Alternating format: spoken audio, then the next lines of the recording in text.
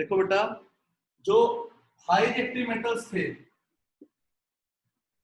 High reactive metals थे, उसको हमने ऑब्टेन किया था इलेक्ट्रोलाइटिक रिडक्शन से। हाई रिएक्टिव मेटल्स थे, उसको हमने ऑब्टेन किया था इलेक्ट्रोलाइटिक रिडक्शन से। और उसमें जो मेटल मिले थे वो कैसे मिले थे? हमें 100% प्योर मिले थे, बिकॉज इलेक्ट्रोलिसिस से हमें 100% प्योर मेटल मिल जाता है। इलेक्ट्रोलिसिस प्रोसेस है वो हमें प्योर मेटल देगा। लेकिन जो मॉडरेट रिएक्टिव और लेस रिएक्टिव मेटल्स थे, उसके अंदर इलेक्ट्रोलिसिस यूज नहीं हुई थी, उसके अंदर हमने रिडक्शन कराई थी, और उसमें जो मेटल मिलता है वो हमें प्योर मेटल नहीं मिलता। उस मेटल को प्योर करने के लिए उसकी रिफाइनिंग करते हैं। उस रिफाइनिंग का प्रोसेस का नेम है बेटा इलेक्ट्रोलिटिक रिफाइनिंग। मतलब रिफाइनिंग करनी है वो इलेक्ट्रोलिसिस मेथड से ही करनी है। उस मेथड का नेम है इलेक्ट्रोलिटिक रिफाइनिंग।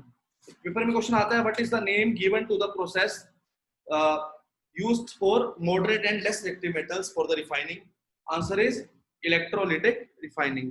ठीक है, इसमें क्या होता है, इस प्रोसेस के अंदर दो चीजें हैं, आपको पता ही है।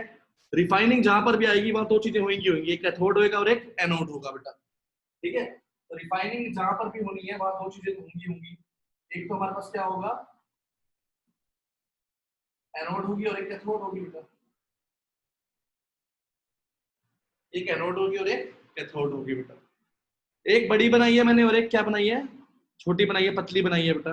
ठीक है, तो यहां पर इम्प्योर मेटल जो है हमारे पास, उसको तो मैं हमेशा बनाऊंगा एनोड।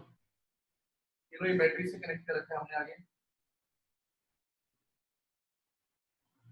जो इम्प्योर मेटल है ये वाला जो है बेटा, इसको हम लोग हमेशा क्या लेंगे, एनोड देंगे, इम्प्योर मेटल। और ये हमेशा क्या रखेंगे, थिक भी रखेंगे हम लोग, मोटी भी रखेंगे। ठीक है बेटा, और जो प्योर मेटल है उसको आप लेंगे कैथोड, और वो थिन भी होगी। पहला स्टेप तो आपको पता होना चाहिए, क्या, जो इम्प्योर मेटल है उसको एनोड देना है, प्योर मेटल को कैथोड देना है। ठीक है, ठीक है बेटा। और तीसरा क्या लेना है हमने, a solution of the metal salt is used as the electrolyte।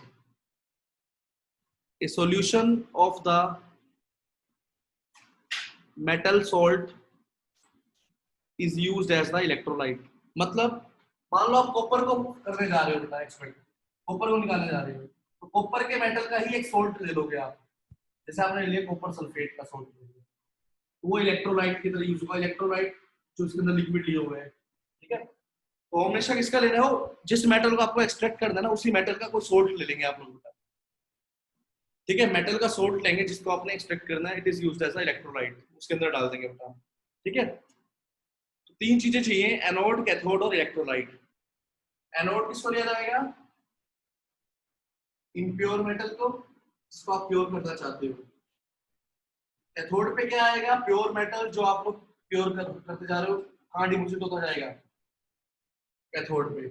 और इसके अंदर जो इलेक्ट्रोलाइट लिया है वो किसको लेना है, जिस भी मेटल को आपने रिफाइन करना है उसी का ही मेटल का सोल्ट लेंगे आप। Metal salt of the metal which is to be extracted, which is to be purified बेटा, जिसको प्योरीफाई कर रहे हो। ठीक है, अब क्या होता है, दो टाइप की इंप्यूरिटीज होती हैं बेटा इसके अंदर, एक सोल्यूबल इंप्यूरिटीज होती हैं और एक होती है इनसोल्यूबल इंप्यूरिटीज। ठीक है, तो जैसे ही आप करंट ऑन करोगे, स्विच ऑन करोगे, बैटरी चलाओगे, तो आप क्या देखेंगे, दो टाइप की इंप्यूरिटीज हैं, एक तो इनसोल्यूबल इंप्यूरिटीज और एक सोल्यूबल इंप्यूरिटीज। दो टाइप की इंप्यूरिटीज होती है, एक सोल्यूबल और एक इनसोल्यूबल।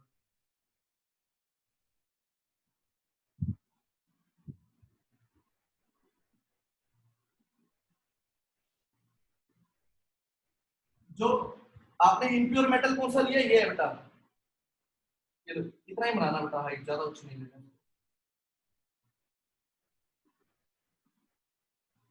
ठीक है बेटा, तो मैं ये बोल रहा हूँ कि आपने इम्प्योर मेटल किसको लिया है, एनोड को लिया है। दो टाइप की इंप्योरिटीज हैं, एक सोल्यूबल और एक इनसोल्यूबल। अब जैसे हम स्विच ऑन करेंगे बेटा, तो क्या होगा, जो इनसोल्यूबल इंप्योरिटीज हैं वो सारी की सारी नीचे सेटल डाउन हो जाएंगी बेटा। किसके नीचे होंगी, एनोड के नीचे, बिकॉज एनोड ही तो है इम्प्योर मेटल, ठीक है। ये क्या है, इनसोल्यूबल इम्प्योरिटीज है जो सेटल डाउन हो गए इसके नीचे, एनोड के नीचे। इसको बोलते हैं एनोड मड। मड का मतलब क्या होता है, कीचड़ होता है ना, तो एनोड के नीचे क्या हुआ, सारा कीचड़ डिपॉजिट हो गया, मतलब वेस्ट जो इम्प्योरिटीज थी वो डिपॉजिट हो गई, ठीक है। तो लिखो, सबसे पहले तो एक लाइन लिखेंगे यहाँ पर,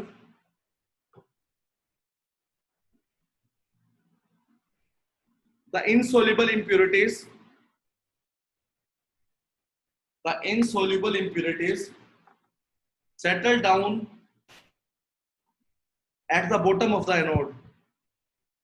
The insoluble impurities settle down at the bottom of the anode. This is known as anode mud. इसको क्या बोलते हैं, एनोड मड बोलते हैं। Whereas soluble impurities, जो impurities soluble थी वो किसमें आ जाएंगी, सारी सॉल्यूशन में रहेंगी। ये soluble impurities है, मुझे दिखा रहा हूं। Whereas the soluble impurities remain in the solution.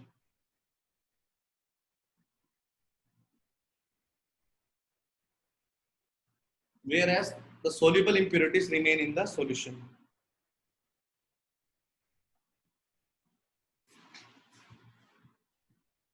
ठीक है बेटा। सर एक बार रिपीट करना। बेटा इसमें क्या हुआ, सिंपल सा प्रोसेस किया। जो मेथड हम यूज करते हैं रिफाइनिंग के लिए मेटल्स की, उसको बोलते हैं इलेक्ट्रोलिटिक रिफाइनिंग। इसमें तीन ही चीजें यूज होती हैं बेटा रिफाइनिंग के अंदर। पहला तो कैथोड, दूसरा एनोड और तीसरा इलेक्ट्रोलाइट। एनोड इम्प्योर मेटल की बनानी है जो आपको प्योर करना है, प्योर मेटल को क्या लेना है, कैथोड ले लेना है। कैथोड, एनोड का मतलब क्या, पॉजिटिव टर्मिनल, कैथोड का मतलब क्या है, नेगेटिव टर्मिनल, या बैटरी को लगा के एक स्विच।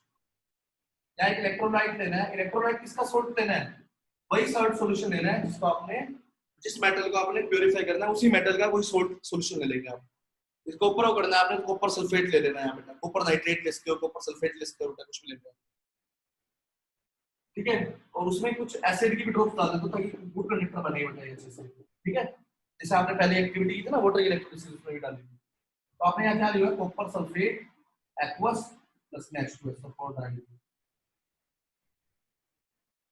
तो एनोड किसको लेना है, इम्प्योर मेटल को। कैथोड किसको लेना है, प्योर मेटल को। इलेक्ट्रोलाइट किसको लेना है, मेटल का वो सोल्ट लेना है जिसको आपने प्योरीफाई करना है, उसी मेटल का सोल्ट लेना है, और उसमें कुछ ड्रॉप्स आपने सल्फ्यूरिक एसिड की डालनी, ठीक है। दो टाइप की इंप्योरिटीज होती है, एक सोल्यूबल और एक इनसोल्यूबल। जो सोल्यूबल इंप्योरिटीज होती है वो तो सॉल्यूशन में रहेंगी, और जो इनसोल्यूबल इंप्योरिटीज है वो एनोड के नीचे ही सेटल डाउन हो जाएगी, at the bottom of the anode. इसको क्या बोलेंगे, एनोड मड बोलेंगे। तो insoluble impurities settle down the anode at the bottom of the anode, which is known as anode mud.